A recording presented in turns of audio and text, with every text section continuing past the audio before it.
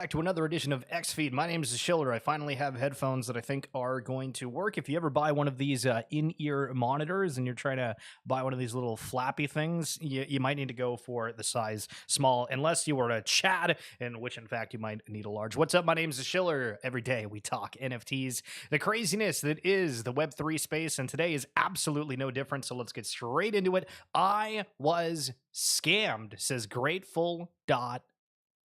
Grateful.ape.eth. That messed up. Damn, it's so embarrassing. I joined Telegram for the upcoming Mooncat token and didn't know that people could add me to chats too. Some scammer added me to the exact same looking group chat just with the fake contract address. I checked CoinMarketCap and went to Uniswap to swap it out and found out I got some worthless coins. It is really embarrassing to admit it, but be careful with Telegram. Okay, so they're out like $350 and it's kind of whatever.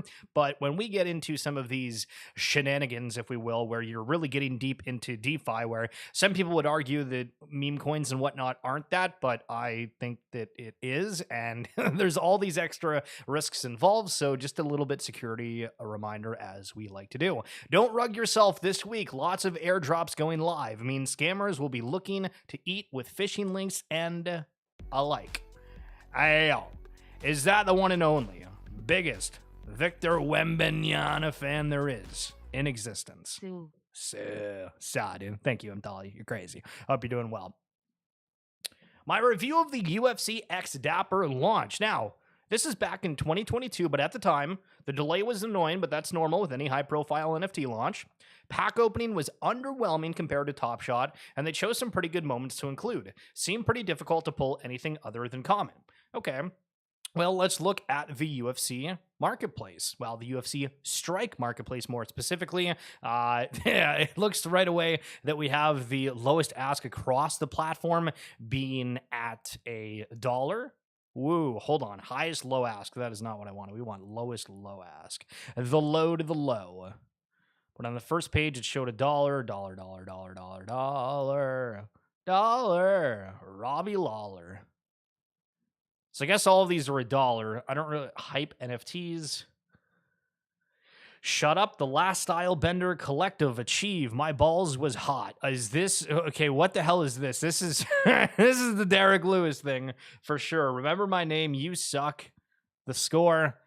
Okay, so right away, those feel like a little strange, I guess, if you will. They have a Maple Rush base pack, which I think has George St. Pierre moments in it. Looks like it's going to be $30. The pack looks very different compared to Top Shot in terms of it's actually got some... it's showing there's something hidden inside, a secret package. But 3,800 packs, $30. One pack per transaction. 77.9% of packs contain 6 common, 3 uncommon, 1 rare, and 0.1% of packs contain 6 common, 2 uncommon, 1 rare, and 1 ultimate moment. Now, speaking on sports, want to keep with this theme here. If you guys haven't created a Candy digital account, this is free and you can get a pin for another several days. There's no credit card required. There's no nothing. If you're wanting to get the 2024 opening date MLB pin, you just go to candy.com/MLB. You're able to get that, but let's go over and look at the marketplace here. Is the lowest ask. Once again, $1, like Top Shot, like UFC Strike. Going low to high, it is 50 cents. Damn, okay, so they actually allow you to go below 50 cents. I got a few packs before. Ross Stripling was in there, so we are obviously making bank with that. The one thing that I don't like, I don't know if I really want to play a moment just because I don't know if there's any kind of copyright aspect to it, but they have a lot of like flashy things where you have the moment to pull. Actually, let me just click on one and then I'll try to not play the actual play itself. But you can see how, okay, we have this. It's zooming in. All right, we're waiting. 5 seconds, 6 seconds, still waiting. Wow, it's showing another still image. Still waiting, still waiting. I want to see the moment. Show me the moment. All right, we're at 16 seconds. Where is the moment? 20 seconds in. 21, 22, 23, 24, 25. Is this even going to show anything, or is that it? I remember these being like an actual moment before. I guess only some of them have it, so there's like literally nothing to it. right? And I don't know. I guess that's just the way that it works, the way MLB and Candy have decided to do it. Maybe there's some kind of copyright issue with that, where it's not the same for some of these other ones. But the digital aspect of just owning a, I guess, digital collectible.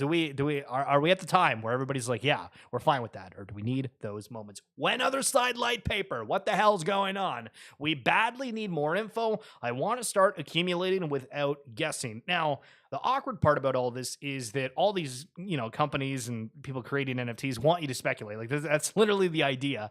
And looking at Futureverse, it was interesting that Aaron recently said, who's the co-founder of it, that for their upcoming Third Kingdom game, they don't want to have a white paper. Everybody was waiting for it. They were, potentially waiting to make moves off of it, speculating what was going to come, and then it got delayed. There's a huge, bunch of people got mad about it. And then they were like, yeah, we're just not doing one because it's supposed to be a game. You're supposed to be figuring it out. If people want to make guides, et cetera, you can. And it goes back to me kind of having a thought of, if we actually have mass adoption within the crypto space, a lot of these like speculative things are like just gone. People are playing these games for fun. Sure, there's these financial components to it, but to buy a plot of land for, $1,500 plus, how realistic is that actually? Now, speaking on the Yuga train, there's a couple different tweets here that I wanted to bring up. One of these talking about the Otherside and when they were expecting it to launch, and this was at the end of 2022. So we've seen some test of Otherside. Walk us. And for anybody that doesn't know, this is a Gargamel, the co-founder of Bored Ape Yacht Club, and like one of the only people still working for the company. I think everybody else left. Obviously, Gordon had health issues, but I think the other two have stepped to the side too. Through, maybe the timeline as best as you can. When are we going to see more tests? And ultimately, when do you imagine Otherside, being open to the masses? Yeah, so we did our first trip in July, and we had around just under, I think, 5,000 concurrent users in one space. Our technology partner Improbable is incredible. I don't think they're partnered with Improbable anymore. They enable a level of density of interactions and people together that is like unlike anything else that we'd ever experienced in any kind of video game. That was always a really important part to our vision for Otherside 2, was it's not just like, hey, here's a Web 2 world experience game and we're slapping blockchain on it and there you go. It's like, no, this has to be something new and strange and unlike anything else that's out there. And it was cool. We had like 5,000 people falling out of tunnel into a strange space at the very beginning. And I think somebody was saying it's raining nerds. And it was a great moment. And we want each of our trips to be building on the previous. So for the next trip, you can expect more environments, different characters, and new game mechanics. And that's why we didn't, rush out with one immediately after the first, is because we want this next trip to be a milestone that makes it easier to then turn it on much, much more frequently. And so we go from, every couple months to like what we just had with first trip to we could do it, a couple times a month or even more than that. And with the eventual goal of in Q3 of next year, having the always on persistent. So that was, again, they were thinking Q3 of 2023. We're now in 24. They, at this time, was talking about the first trip, and we've had like two since. Obviously, the Improbable thing was a big hiccup, but interesting to see how things have kind of come about since that. With that said, whether you like Otherside or not, people are still paying a freaking ton for more expensive apes. The Blue Beam apes going for $90,000 to $300,000. Decent. Kind of crazy. All right, so there's a lot of talk about Yuga on the timeline. I haven't really had a good FUD session in a little bit here, but let's go over some of the things said. Would love to argue over certain points if anybody's got any notions extra with this, but Wave saying, I generally just think Yuga spread themselves too thin, too fast. BAYC itself would survive in a vacuum. MAYC on longer timescales. Everything else is highly contingent on delivering experience and speculative value, which I acknowledge is a tough position to operate in. And Rice Farmers saying 3 of the 4 co-founders left. OG CEO left. Guy Osiri disappeared. Roadmap 2.0 still incomplete. No clubhouse. What DF is a Dakota. Otherside unplayable. Heavy metal game flopped. Tough look all around. And I guess, most people realize this, I think, but we have the component of them raising so much money that it's hyper focused. But imagine that you and I, right, whoever you being, and we grab two friends and we were like, all right, let's launch an NFT collection. And it ends up being the biggest thing in the world. People are making an absolute fortune off of that. People are saying, keep going, make this bigger, bigger, bigger, bigger, bigger, bigger. All right, as the four of us, what the hell do we do? You know what I mean? So it depends on who they've had as advisors, what they've thought is the best plan. Experimenting, this is an entirely new space, but I mean, were things overvalued across the entirety of Web3, which has caused a lot of fallout and a lot of negativity? Really? Now, on the aspect of things taking a while, I don't know why every collection doesn't just do this thing that like Pudgy Penguins are doing. Doodles here, they got like a little animation with one of their characters. Make things simple, relatable, post them on the timeline. Till you have these shows and other things out, that's pretty much all we got. Bryson saying, I love what Star Atlas is building, but how does the consumer get enough value from owning it? To cover the cost of buying a $5 million spaceship in a video game, actually insane, but if the earning potentials are high enough or opportunities, maybe it's worth LOL. Now, I highlighted the sale the other day, but James saying whoever bought a spaceship in Star Atlas for $5 million was either completely high on Colombian marching powder, money laundering, or inside job to build hype. Now, when we're looking at number C here, the inside job to build hype, think of what we saw with Mechaverse, World of Women. Think there might have been a couple of Yuga ones. I don't know if Gutter Cat was ever exposed to it. Cool Cats had some massive sales. No idea what's going on with the people that bought those ones, but there was a point where it kind of felt like collections were having these massive sales for literally no reasons. Lazy Lines is another one that I just remember. They had like that baby cub that was the one of one or something. It was like almost went for 99 ETH, something ridiculous. 8 of the largest VC funding rounds ever. Of course, they leave out Futureverse. Guys, listen, once Futureverse is mainstream, I'm not talking about it anymore. I keep saying, look at this shit. That's fine if you don't. That's cool. But nobody is paying attention to it whatsoever, and this is absolute proof. So, 8 of the largest NFT VC funding rounds ever. Yuga Labs raised $450 million at a $4 billion valuation in 22. Doodle raised $54 million at $704 million valuation. And again, Futureverse is right here, by the way. It's number 2 on this list, but completely dropped. At I think it was at 54, maybe it was higher, but apparently people have said that like on top of all of the extra, not incentives, but initiatives that they've had, that it's over 100 mil they've raised. Either way, Moonbirds raised 50 mil at an unknown valuation. That's why everybody fights Moonbirds. Azuki raised 30 million at unknown valuation. Backpack Exchange, which is Mad Labs Lads, raised 17 million. Pudgy Penguins raised 9. Pixelmon 8. Taproot Wizards 7.5. And D-Gods at $7 million. Very interesting. 50 Cool Cats swept for 22 ETH, and then apparently they immediately weaved it back into bids. The Cool Cat floor is currently dying at 0.41. This was like literally 0.5 yesterday. Look at it. You can't. I need to move this over a little bit. Look at this chart on the side here.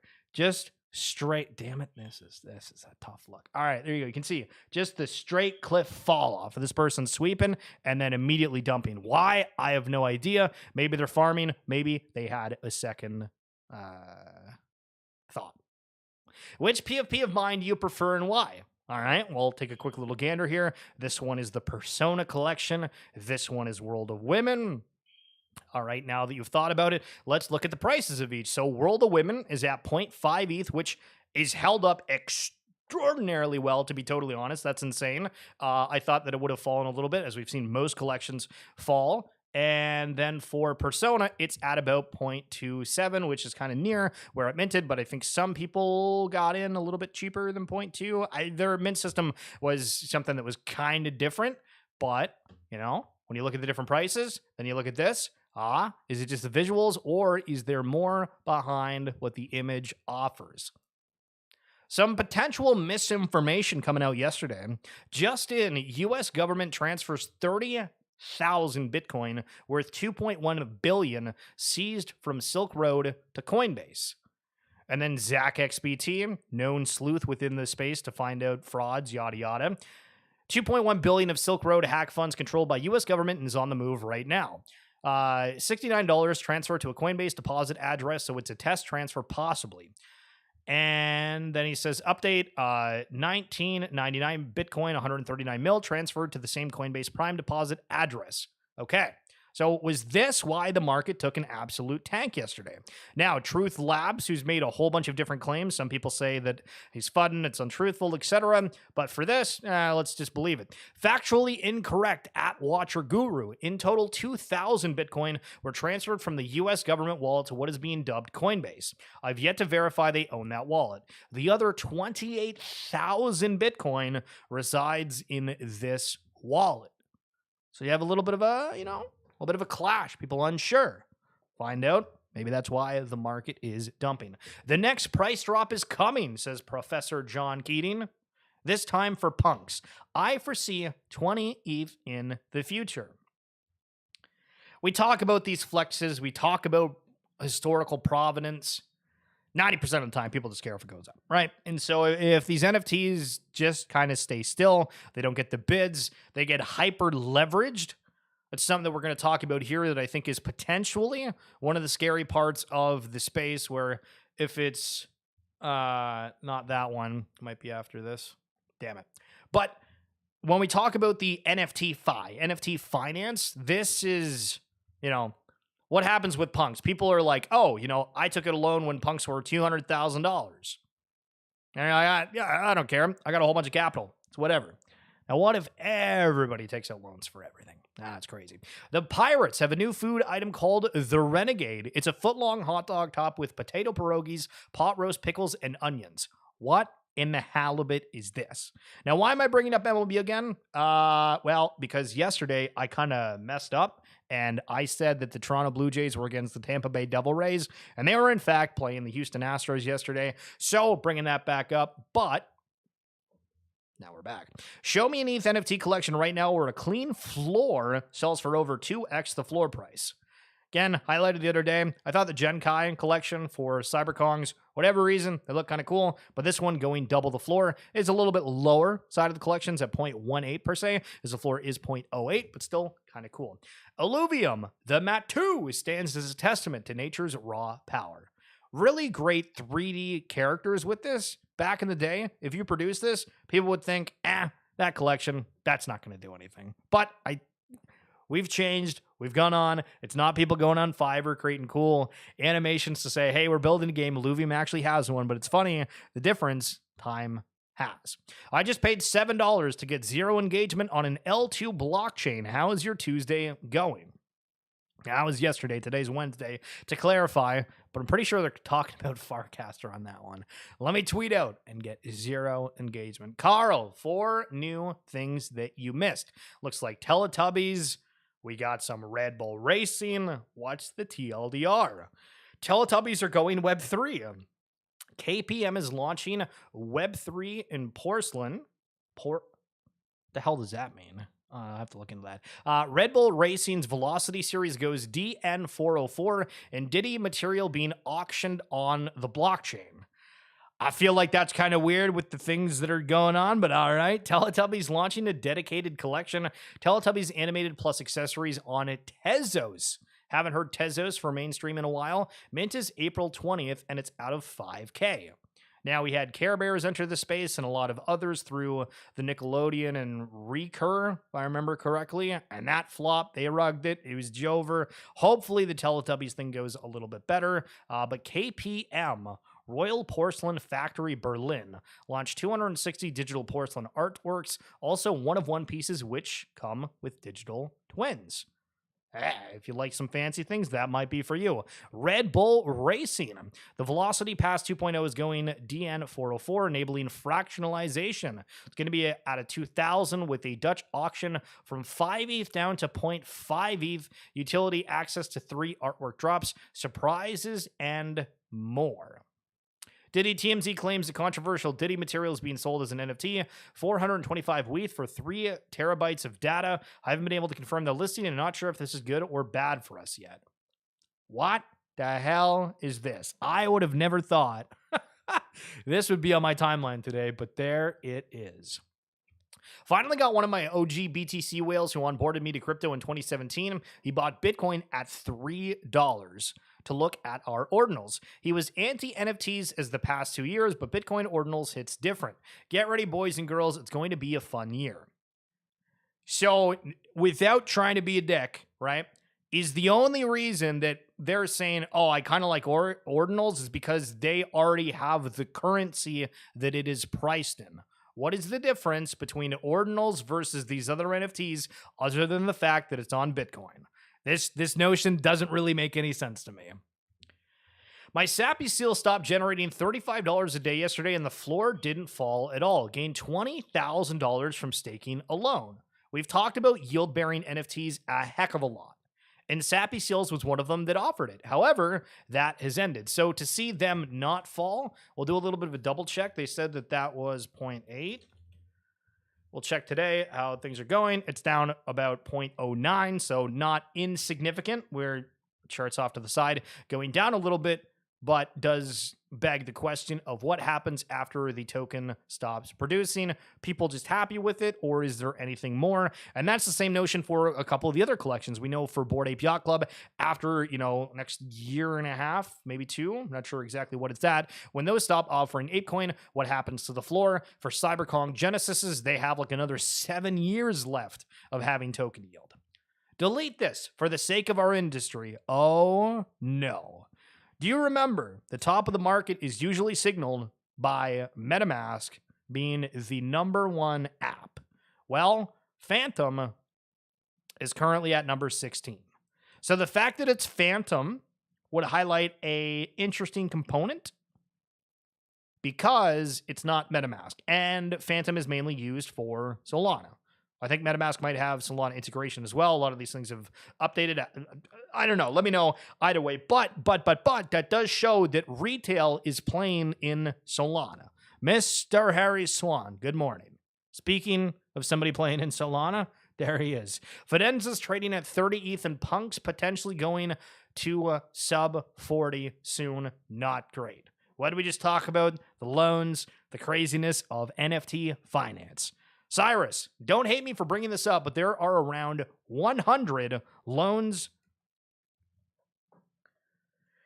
that are greater than 40 ETH on CryptoPunks that expire over the next couple of months. Couple punks sold today for 40 to 41. Holy jeez, we're dying. Pretty good chance we see a bunch of liquidations in punks sub 40 soon for the first time since summer 2021. Look at all these. In 23 days, 23, 22, 22, in a month, in 5 months, in 3 months, all these bids. Everybody's taking max leverage on their NFTs. Could we see the great washout? Taylor Swift has officially joined Forbes' billionaire list, becoming the first person to do it from music and performing alone. Imagine if Taylor Swift did an NFT. Holy jeez. Yo, Kid Arcade, I saw the Teletubbies stuff. Do you see that before or just today? What's your thoughts on it? If you don't, okay, not financial advice, but DC investors saying if you don't need the money to pay rent this month, it's worth remembering that 1, we've come a long way from the bottom. Number 2, only Bitcoin is really taking out its old all-time high so far. That's true. A lot of the tokens, they've moved a little bit, but nowhere near their all-time highs, except for that one. And number 3, we likely still have anywhere from 6 to 20 months left in this bull market. There is your hopium of the day. New, ProShares launched a leveraged 2x Ultra Bitcoin ETF today. All right, so let's go buy an ETF and get levered long on it by just owning the ETF. That's kind of crazy. Investment Objective seeks daily investment results before fees and expenses that correspond to 2 times the daily performance of the Bloomberg Bitcoin Index. Oh boy. Oh boy. Snazzy here getting one of the Cool Cats Color Me Cool commemorative parade figurines. I don't know if she got a default one because there's nothing on it. Is it supposed to be painted? Are you supposed to be coloring your own? Is there crayons? Is there pencil crayons? Is there markers? I mean, are you supposed to go to the store? You gotta go to Michael's and buy your own thing? What the hell is this? Kind of interesting, though, and kind of cool. All these collections getting into merch. This segment right here might be a little bit long, but let's kind of go over it. So yesterday, and if you might have seen Banks, who was well, he's back now, but he was the CEO of FaZe. FaZe got massive. He ended up leaving because there was like new VCs or whatever, owners that took over, and then he got it all back, and now he's doing different things within crypto influencers. Okay, so a lot of negativity around it. I'm going to read this post. There's some positivity too. So we're kind of trying to give both sides of the spectrum here. So this isn't about Web 2 or Web 3. There shouldn't be tribalism when it comes to education and onboarding key voices that impact millions, as a lot of the people they're working with are influencers, especially the TikTok gen. It only works if it grows beyond our echo chamber and becomes a part of mainstream culture. Help them help you, and we can avoid the pitfalls of last cycle. I doubt most successful celebrities were trying to grift you, and if anything, their likeness was probably abused. So here's the problem. This line is accurate.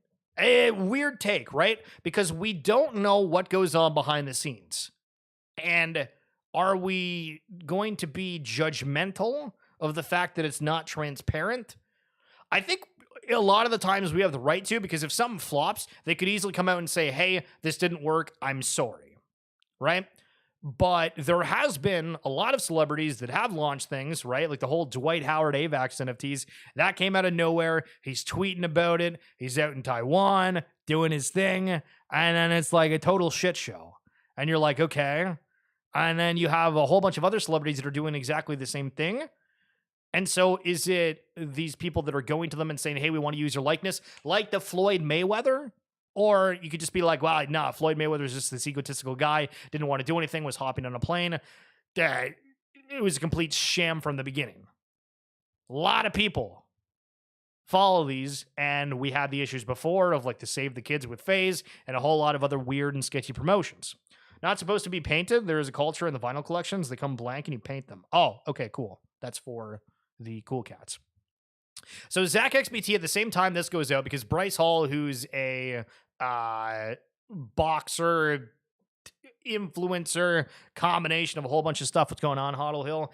Zach XBT says, influencer Bryce Hall made multiple posts promoting a sketchy Solana pre-sale for a meme coin called Earth, helping them raise 2,400 SOL, $450,000. The team disappeared less than 24 hours after launch, and social media accounts of zero activity since March 26th. The Earth team instead has been using the remaining pre-sale funds to trade meme coins. Okay, so this was, wow, literally like last month. I think this is soon. But we have these people that are doing this stuff, and then he's saying, stop DMing me to promote shitcoins. I've graduated from that lifestyle. Yeah, that was literally like a week ago. And then FaZe is trying to defend all of this. Sorry, Banks is trying to defend all this, saying, I mean, this is exactly what the vlog is about, and the purpose of us meeting with Bryce and having a very serious off-camera convo with him about all of this and packaging this experience in a way an audience can appreciate or understand. Yes, let's package a thing of this guy scamming $500,000. That makes sense. We either let it continue the way it's been or try to actively change it by onboarding the right people all the way down, top down. We're doing God's work with this content shit. This is how normal people can better understand this market bubble we live in. Zach's tweet might as well be in a different language for 99% of people. While it's important to highlight these things in the community to continually sung his praise for his works, doesn't do much aside from this person did a bad thing. What? This is a horrible response. Like actually L take. Massive L take. So it's like, yeah, listen, I don't even know what to say. This is horrible. I don't think it's going to end well. I don't really ever like bringing it up because it just feels weird. And Banterlytics said it better than I could. You solve problems by helping people who got rugged, not by doing a pod and be like, Bryce learned from his mistakes and he is going to be a good person now. True. What the hell does releasing some footage over this thing that happened before is ridiculous. Ridiculous. Breaking: the Iowa LSU game averaged 12.3 million viewers on ESPN, making it the most watched women's college basketball game ever. What a massive, massive number. And if you missed this, she chucked the ball to her brother, laser shot, boom, right after the game. Kind of cool. Sneak peek here for what's going on within Featureverse from Captain McDonald. The Burrows got a complete overhaul. It looks like we have notifications up in the top. I've been screaming about Silo forever. Go look it up if you want to see some of the videos. I do have them on my channel, or if you just type in the Silo Network, you'll be able to see other people's videos on that. And I think all these infrastructure things are going to be running on this. Looks pretty decent. I think that we might actually have an opportunity to have these metaverses with using our avatars with all of their built-in AI systems. You can see that they have kind of a studio here, and they built out their own AI generative music maker that is properly licensed with the people that are making the references, or sorry, that they're using the music from to create these AI generations, and they're doing a lot of things by the book. So again, super bullish on what's going on there. Got second place for Gangster Arena Season 1. That 10-man cabal, too strong. We had that interview with Derek the other day, if you remember that kind of small game of the gangsters. First person won 15.19 ETH, but apparently that was a 10-man cabal, unless they're saying just in the game it was 10 people and they couldn't get that much. But either way, still pretty big for a risk-to-earn game. You're going to want this one. The Boogeyman comes in April. Drop your BTC wallet. Okay, so this is launching on Bitcoin, 154 followers. It's 666. Interesting. The Von Doom is highlighting this thing. It seems like it's not got a whole lot of traction, but the first post has 147 comments, and that's about as many followers as they have. Seems a little weird, but I guess that means that you are early. Moonbirds, kind of funny instant in here. So Bored Ape Gazette gets like, I don't know if it's like 10,000 ape coin a month. Maybe it's less. It's $10,000 worth of ApeCoin. They got one of the grants from ApeCoin, one of the very few in the early days, to write stories about everything Yuga. And so, obviously, as we mentioned yesterday, those mythic ag claims for Moonbirds is coming to an end. And Bored Ape Gazette made an article kind of just highlighting that. And then Moonbirds is like, thanks for covering this. It's like, guys, you're a part of Yuga. That's what this guy does. But I mean, they're just saying thanks. But still, I felt like it's they weren't expecting that. Azuki is on a mission to bring Web3 IP to the world through working with the top talent in the anime industry. We're thrilled to announce Kinu Nishimura as the character designer for episode 1 of the Azuki anthology series. I still find this hilarious that we have like trailers and that's it. Like for the vast majority of Web3, all this stuff is trailers. We have no full games. People are paying like $50,000 for the NFTs. And it's like, guys, we barely seen anything. I think the market bounces up, even though everyone thinks otherwise. All right. They think the market bounces back. Let's go check this stuff on the hour. Okay. Hey, is it coming back? Hold on. This was at yesterday at 11:26 p.m. 11:26 p.m. Here we go. Yeah, okay, listen. Not bad. Went up a little bit. Nothing crazy, but not bad.